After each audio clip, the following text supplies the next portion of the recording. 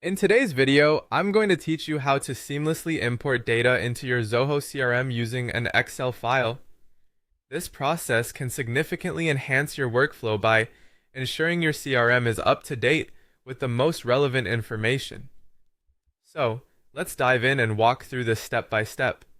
First, you need to open Chrome, our preferred browser for this task due to its speed and compatibility, and log into your Zoho CRM account. Once logged in, you should see the dashboard buzzing with activity, your hub for customer relations management. From here, navigate to the specific module where you want to import your data. For this example, let's say you want to work with leads.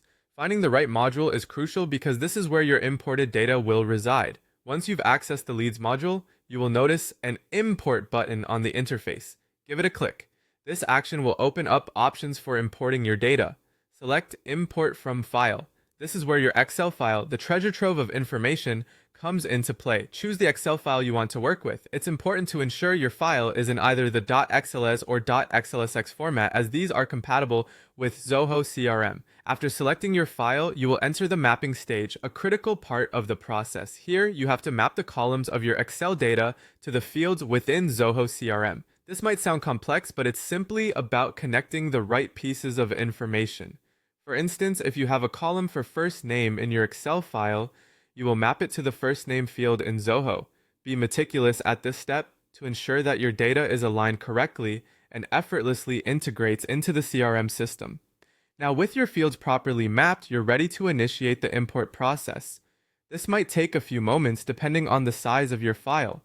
While it processes, it's a good time to consider how this step significantly reduces manual data entry, saving you a significant amount of time and effort.